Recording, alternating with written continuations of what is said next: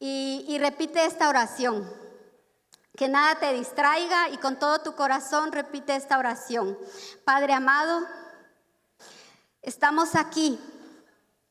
Hemos hecho un sacrificio de venir a este lugar por amor a ti. Venimos a esta cita de amor contigo porque queremos alabarte, adorarte, traerte nuestras ofrendas, pero también queremos que nos hables. Queremos hoy tu consejo. Te pedimos que abras nuestro entendimiento. Pídaselo, hermana y hermano. Abre mi entendimiento espiritual, porque quiero conocer tu corazón. En el nombre de Jesús. Amén. Bueno, bendiciones. Esta noche quiero hablar de algunas reformas importantes. Por ahí van a poner alguna fotografía. Muchas gracias. En la historia del mundo han habido muchas reformas y aquí en España, viendo un poco de la historia, podemos ver, no sé si ustedes lo saben o sabemos poco, ¿verdad? España sufrió la Segunda Guerra Mundial y varios países de Europa. Esto trajo escasez, trajo pobreza, trajo muerte. Y luego de la Segunda Guerra Mundial, pues también España se vio en una situación difícil porque fue gobernado por el general Franco, el cual también fue un dictador para la nación. Y yo viendo un poco de la historia, pude ver cómo España sufrió. Y mucha gente, cuando nosotros le evangelizamos a la gente mayor, hablan de ese sufrimiento, de esa escasez. El país quedó mal, hubieron muchas construcciones destruidas, hubo hambre, vinieron pestes, enfermedades, el tifus, la tuberculosis, y de Europa y España pues quedó en una situación mal. A lo mejor hoy nosotros nos admiramos de la belleza del país, ¿verdad? Vamos allá al centro de Madrid y miramos esos monumentos, esas luces y todo y decimos, qué lindo. Y cuando vamos al Retiro queremos hacernos fotos por todos lados porque es un lugar bonito. Pero para que esté como está España hubo un proceso, hubieron reformas. Creo que no la pueden poner. Bueno, como está España tuvieron que haber muchas reformas y fueron muchos años de trabajo. Ahí había una imagen donde hasta animales, en Alemania, elefantes ayudaban a cargar las herramientas para la construcción. Habían unos carros, medio carros de pedaleo. Y bueno, eran cosas que ahorita jamás las vamos a volver a ver. Pero a lo que voy es que España fue evolucionando, Europa fue evolucionando, salieron de esa dictadura, salieron del problema que tenían, pero fue un trabajo muy fuerte. Y eso es en el área secular. Ahora nosotros disfrutamos de la estructura de España, disfrutamos de seguridad social, disfrutamos de la seguridad que hay en este país. A lo mejor ahorita está menguando un poquito la seguridad, pero hay más seguridad que tal vez, bueno, yo hablo por mi país, más seguridad que en mi país. Así que eso fue una reforma extraordinaria que hemos venido viendo años con años y cada vez esto va como a cosas extraordinarias, ¿verdad? Va mejorando la tecnología y todo esto. También han habido reformas en el país de cada uno de ustedes. Y hoy, pues el tema de hoy es en reformas. Yo me imagino, cuando me fui a Ghana, al mes siguiente, creo yo, a los 2 meses iban a pasarse a este local. Y yo solo escuchaba las noticias desde allá que estaban corriendo, limpiando, los hombres venían a arreglar, hicieron la tarima, tuvieron que correr para poder comenzar, creo que en el mes de noviembre acá. Y esas reformas, pues a lo mejor no colaboraron todos, pero sí una buena parte de la iglesia, y por eso es que usted ve el salón y está lindo, ¿verdad? Está lindo, está atractivo, pero si hubieran venido cuando les entregaron el local, me imagino que hubieran dicho, uy, no, yo no me quiero congregar aquí. Pero hubo gente que trabajó. Hubo gente que se despojó de descansar para venir a arreglar, para venir a limpiar, los que saben carpintería, los que saben pintura, y esas reformas que se hicieron, por eso hoy podemos disfrutar de este lugar. Entonces quiero que me acompañen. Vamos a hablar de una reforma que también hubo en el antiguo tiempo, ¿verdad? Y quiero que me acompañe a Segunda de Crónicas, porque de esto es lo que hoy el Señor quiere hablar a nuestra vida. Segunda de Crónicas, versículo 1 al versículo 7, y cuando lo tenga me dice amén. Vamos a hablar del rey más joven que existió, pero que a pesar de su edad hizo unas reformas extraordinarias, hermano. Es el reinado de Josías. Si lo tiene, me dice amén y podemos leer juntos. Amén. Dice, de 8 años era Josías cuando comenzó a reinar, y 31 años reinó en Jerusalén. E hizo lo recto ante los ojos de Jehová, y estuvo en los caminos de David su padre, en los caminos de su padre, sin apartarse a la derecha ni a la izquierda. Reformas de Josías. A los 8 años de su reinado, siendo aún muchacho, comenzó a buscar al Dios de David su padre, y a los años comenzó a limpiar a Judá y a Jerusalén de los lugares altos, imágenes de acera, esculturas e imágenes fundidas. Y derribaron delante de él los altares de Baales, e hizo pedazos las imágenes del sol que estaban puestas encima. Despedazó también las imágenes de acera, las esculturas y estatuas fundidas, y las desmenuzó y esparció el polvo sobre los sepulcros de los que habían ofrecido sacrificio. Quemó además los huesos de los sacerdotes sobre los altares, y limpió a Judá y a Jerusalén. Lo mismo hizo en las ciudades de Manasés, Efraín, Sinem y hasta Neftalí, y en los lugares asolados alrededor. Y cuando hubo derribado los altares y las imágenes de acera, y quebrado y desmenuzado las esculturas, y destruyó todos los ídolos por toda la tierra de Israel, volvió a Jerusalén. Hermanos, acá podemos ver cómo un rey un rey joven, ¿verdad? Se murió el papá y a él le tocó continuar con el reinado. Josías es uno de los reyes más jóvenes, pero podemos ver de que él hizo cosas extraordinarias. Muchos reyes continuamente amaban a Dios, a Jehová, y comenzaban bien, pero se desviaban. Empezaban a levantar ídolos falsos, empezaban a seguir otros ídolos y se desviaban de lo que ya habían conocido. Y tristemente muchos reyes terminaron mal. Su reinado fue de sufrimiento. Muchos reyes llevaron al pueblo a adorar dioses falsos. Llevaron al pueblo, por eso un líder es importante su trabajo, ¿verdad? Como el papá de casa, ¿verdad? Es el sacerdote de casa. Es bien importante la decisión que usted tome como el pastor de una iglesia, el líder de una célula, o cuando alguien nos encomienda a ser encargados de un ministerio. Es súper importante lo que hacemos, las decisiones que tomamos. Porque si yo como líder empiezo a tontear, como se dice acá, ¿verdad? Y empiezo a hacer cosas erróneas, las personas que están a mi alrededor van a decir, yo también. Si es permitido y ese ejemplo me da mi líder o mi pastor o mi pastora, pues yo debo de seguirlo. Así que Josías fue un rey que al principio tenía temor porque era pequeño, pero con los años él dijo, vamos a restaurar a Judá, a Jerusalén, y que mandó a hacer reformas, pero él mandó como a querer construirle lugar. Y en esa reforma escarbaron los albañiles y encontraron el libro donde estaban las leyes. Cuando él empezó a leer esas leyes se contristó, y ahí se dio cuenta que su pueblo estaba mal y que habían leyes para vivir, habían leyes que seguir. Él se entristeció y mandó a hacer esto. Increíble.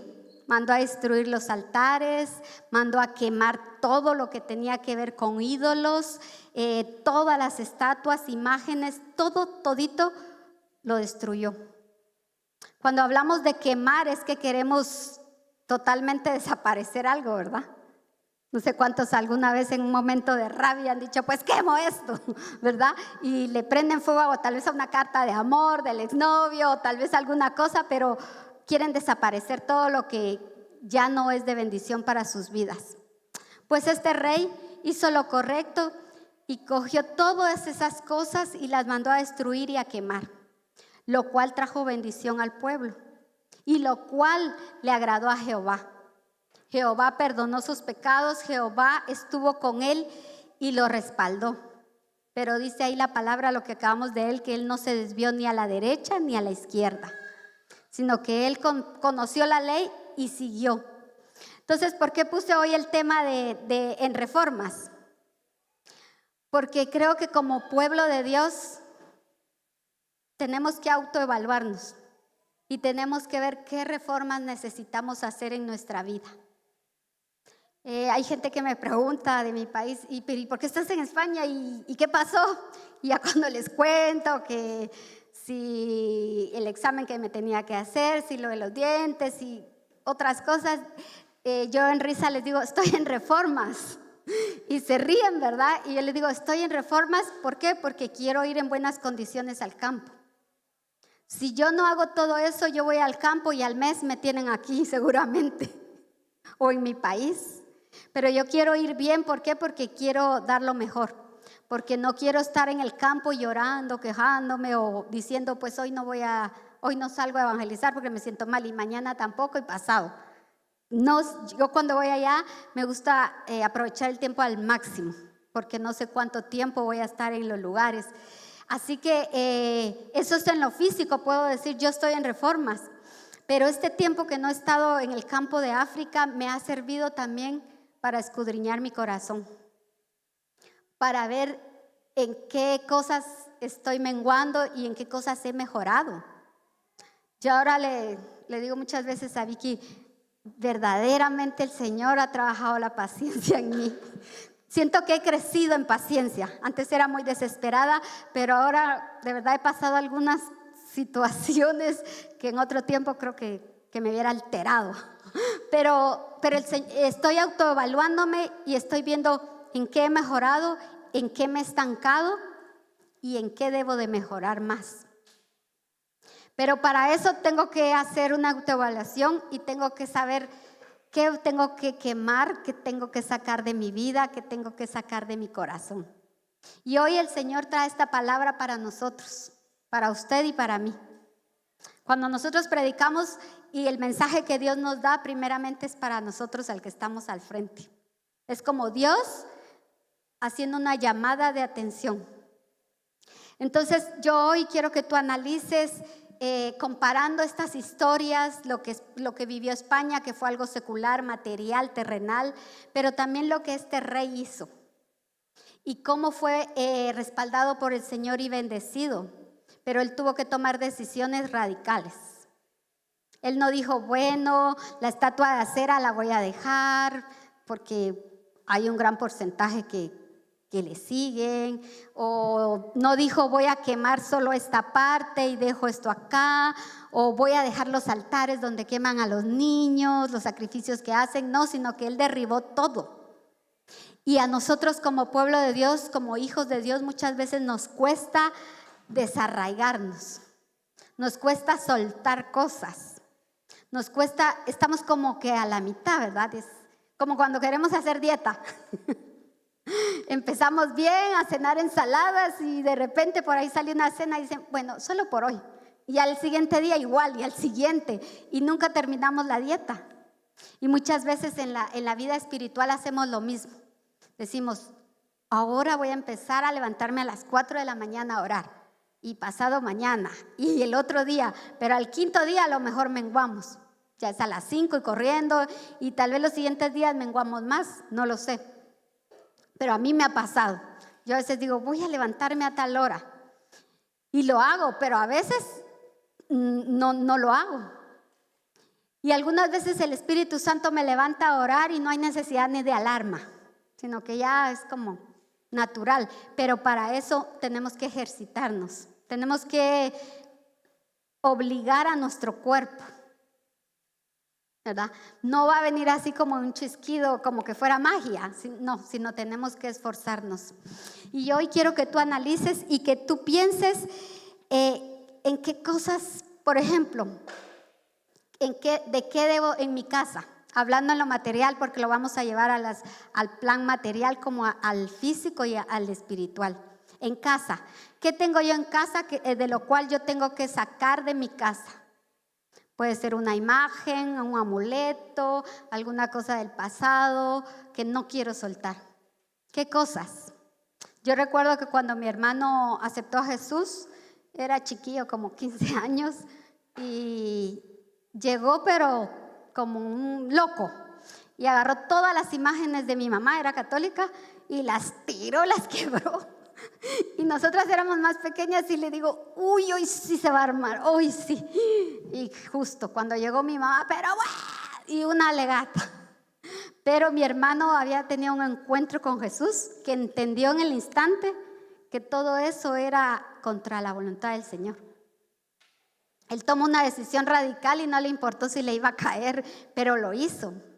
Y muchas veces en nuestras casas hay cosas que no sabemos aún la dimensión de lo que influencia en casa. Yo quiero que usted me acompañe al libro de Hechos, capítulo 19, versículo 18.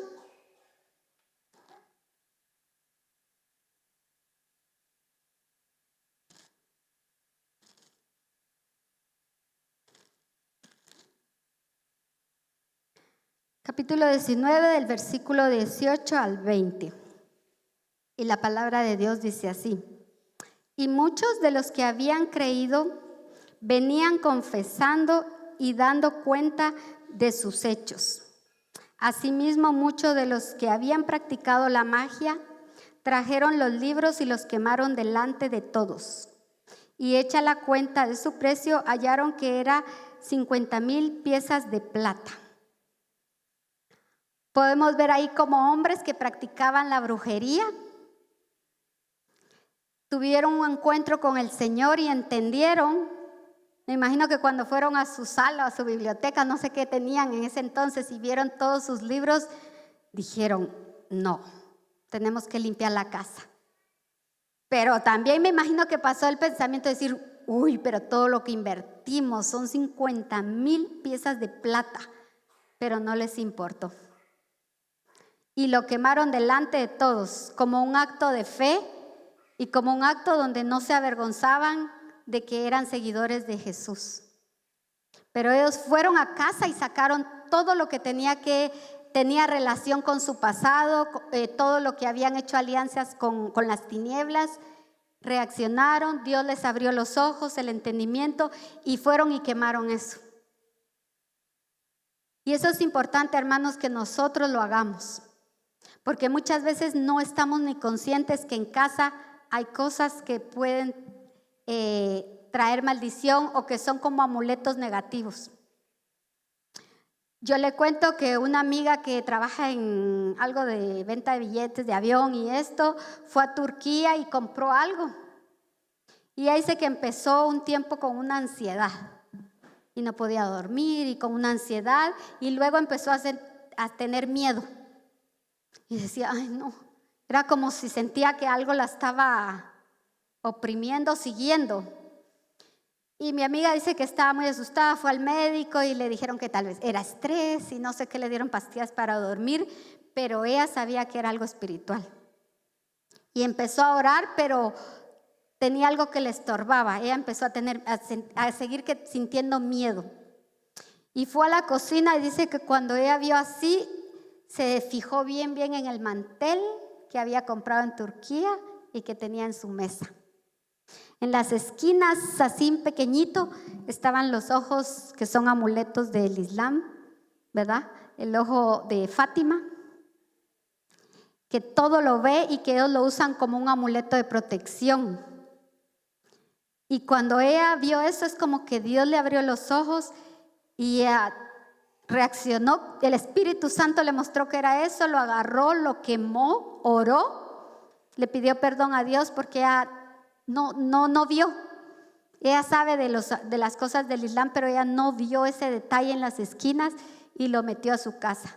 Y esto provocó algo en su casa, en el ambiente de su casa. Entonces, hermanos, miremos en nuestra casa qué hay que no sea de bendición y saquémoslo. Saquemos todo aquello que no sea de bendición a nuestras vidas, como hicieron estos hombres. Y en nuestro corazón, ¿de qué tenemos que desarraigarnos? Hay cosas que nosotros tenemos que soltar. Escudriñemos nuestro corazón y miremos si hay rencor, si hay amargura, si hay tristeza, si hay depresión. ¿Qué hay ahí que pueda mantener la casa del Señor sucia o desordenada? Porque dejar que esos sentimientos estén ahí y decir, bueno, el doctor me dijo que es depresión y tengo que pasar 10 años tomando esta cápsula. No, pero el psicólogo me dijo esto. Pero nosotros, si escudriñamos, sabemos cuál es la raíz. Si es tristeza, sabemos cuál es la raíz de esa tristeza, de esa depresión, de esa ira, de ese enojo. Nosotros mismos podemos escudriñar nuestro corazón y decir, renuncio a esto no viene de Dios. Porque como cristianos sí que podemos sentir tristeza, porque es normal, hasta Jesús lloró. Pero no podemos dejar eso, pasarlo meses, años y vivir así. Tenemos que limpiar la casa del Señor. Tenemos que tirar, sacar en el nombre de Jesús todo aquello que pueda estorbar nuestro corazón. Y nosotros tenemos que autoevaluarnos y decir, ¿cómo estoy? ¿Hay en mi corazón egoísmo? ¿Hay envidia? ¿Hay avaricia? ¿Hay ambición?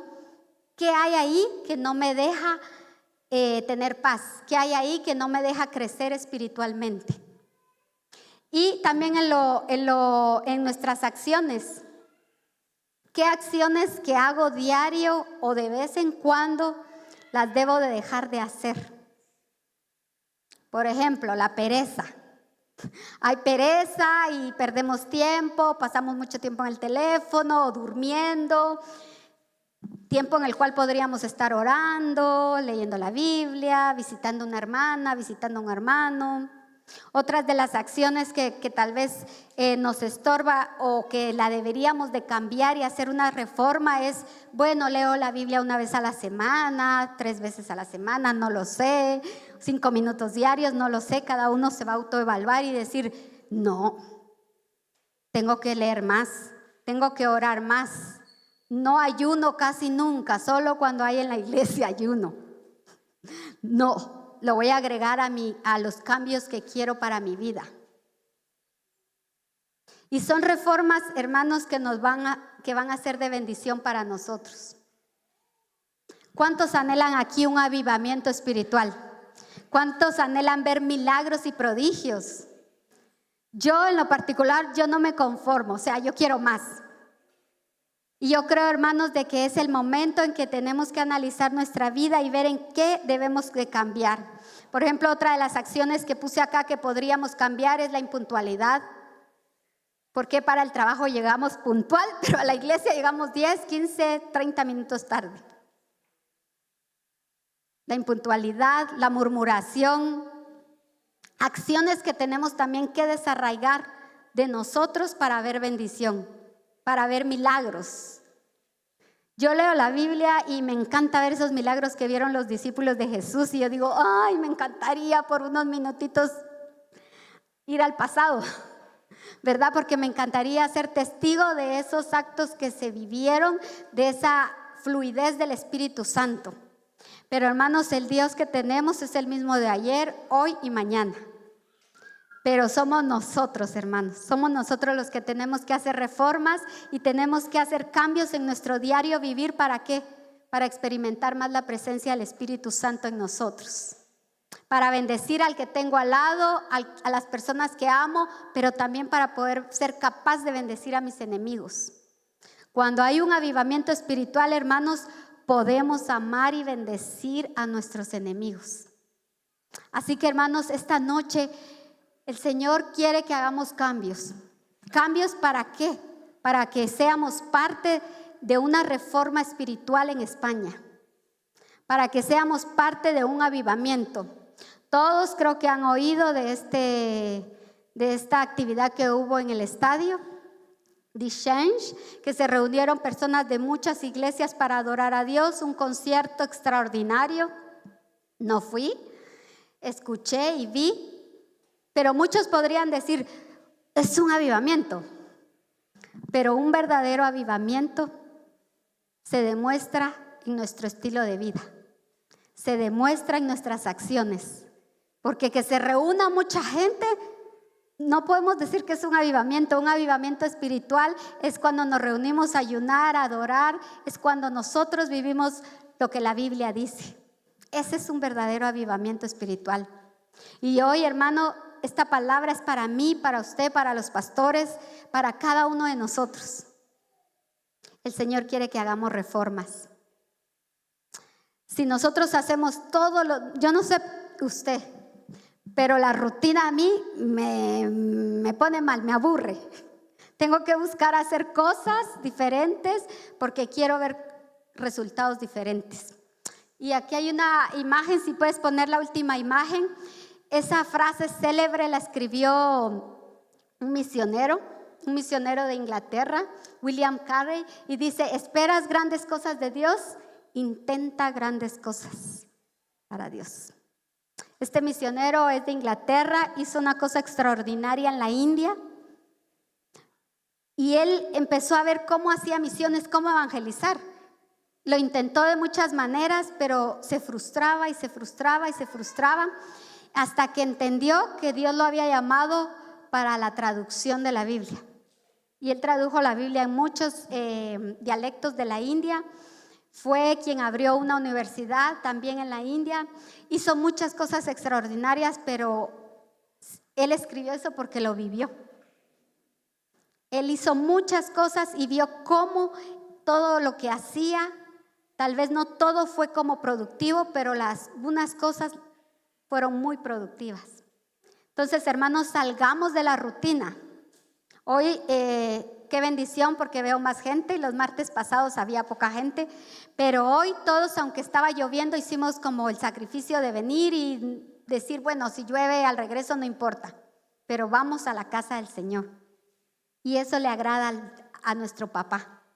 Eso le agrada a nuestro papá, que nosotros, así como hacemos sacrificio para levantarnos temprano e ir a trabajar, también lo hacemos para buscar su rostro, para venirle a alabar y adorar.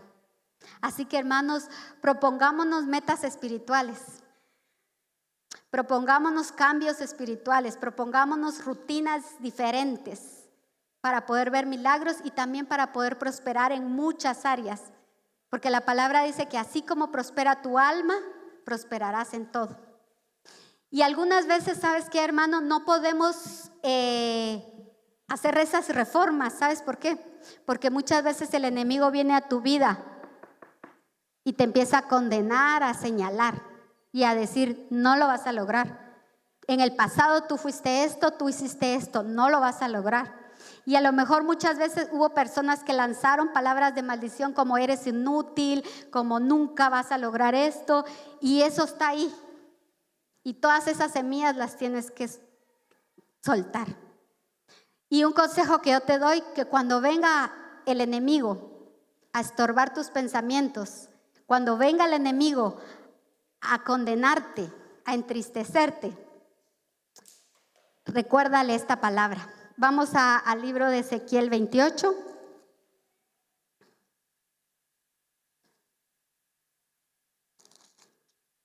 Tenemos que aprender, hermanos, a orar con la palabra. Y vamos a leer el último versículo. Si usted en casa puede, lea todo el capítulo 28 de Ezequiel y ahí habla cómo era el enemigo. Era hermoso, era brillante, era hermoso. Cuando fue su creación hubieron tamborines, hubo una fiesta.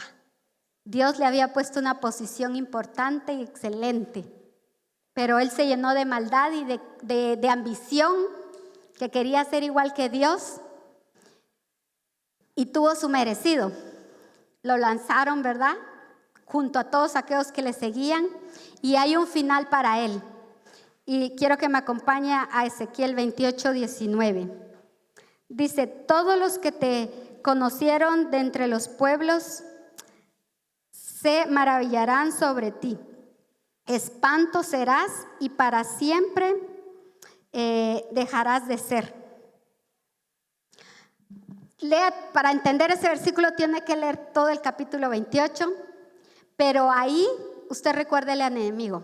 Es lo que yo hago cuando me empieza a molestar en el enemigo. Yo oro y le digo: Satanás, estás vencido, fuiste vencido en la cruz del Calvario. La palabra en Ezequiel 28:19, y se la digo, dice que tú jamás volverás a ser ese querubín hermoso, jamás tendrás esa posición en el reino de Dios. Has perdido todo y eres el único ser a quien Dios no le da perdón. Tú y yo podemos fallar, y por la misericordia de Dios, si vamos arrepentidas, nos perdona. Pero Satanás no tiene perdón.